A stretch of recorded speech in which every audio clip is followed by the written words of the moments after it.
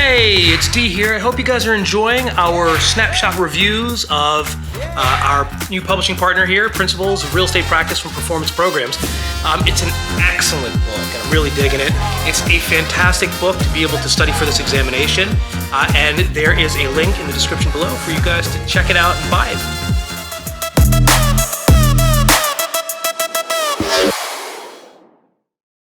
All right, let's hit this snapshot review. Unit 5, Encumbrances and Liens. The first thing we learned is, well, what is an encumbrance? Now, everything that we learned underneath that are basically encumbrances. So an encumbrance is the main category. It's this non-possessory interest, limiting legal owners' rights, right? So this is some kind of burden on the land. It could be monetary. It could be non-monetary. It could be physical. So we learned about things like easements and liens and everything else. So everything else that we learned underneath it are types of encumbrances. So the main category was encumbrances. Don't forget that part. The first type that we learned, non-monetary encumbrance, is an easement, which is the right to use portions of another property. Now, easements have some subclassifications. We first learned about the appurtenant easement, or a right or privilege associated to one party and a burden on another party. The dominant tenament's right to use or restrict adjacent servient tenement attaches to the real estate. Easements by necessity are granted by necessity. Example, a landlocked owner. We've talked about that. And then we learned what a party wall easement is, which is a negative easement in a shared structure, all of which are considered appurtenant easements. Then we learned about easements in gross, a right to use property that is not attached to the real estate. There's a personal easement in gross, not revocable or transferable, ends upon the death of the easement holder. An example was that walk path to the lake. A commercial easement is granted to businesses, and they are assignable and transferable, like the company running cabling across that property in the front. How do we create these easements? Voluntarily grant a court decree by necessity or prescription, that was the squatter's right once, or through eminent domain, the constitutional right of taking. By prescription, obtainable through continuous open adverse use over a statutory period of time defined by the state that you're in. So squatter's rights, the easement by prescription only applies when you've exceeded that statutory time period. Here in Massachusetts, for example, it's 20 years.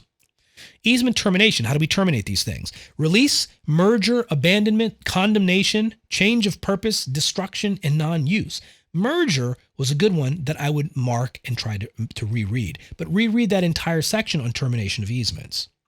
And then we learned what a simple encroachment was. That's when something illegally extends beyond its boundary lines. An intrusion of real estate into the adjoining property can become an easement by prescription ultimately, if we don't do something about it. And then we had the innocent license, which is a personal right to use property. They do not attach, they are non-transferable, and they are very revocable. So they're the weakest interest or encumbrance in real property.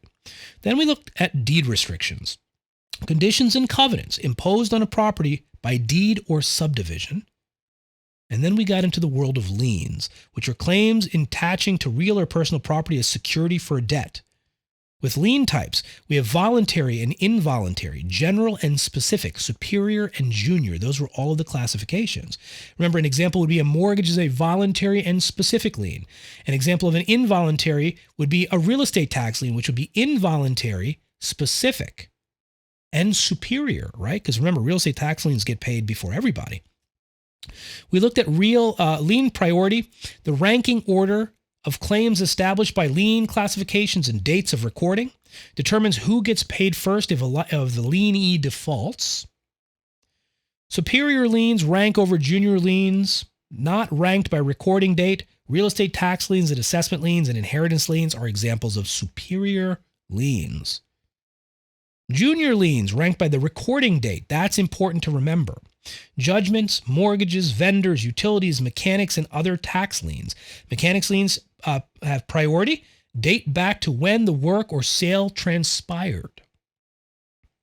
And then the remediation of non-payment of a lien would be foreclosure, is the enforcement of liens through liquidation or transference of an encumbered property.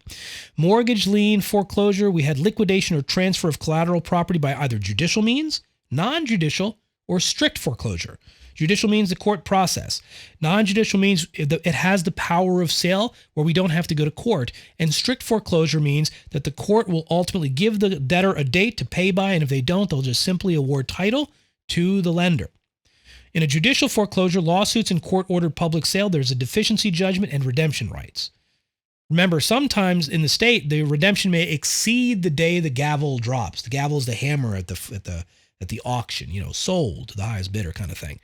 The non-judicial foreclosure has this thing in there called the power of sale. That might be the test question potentially. That's what I would write, something about that.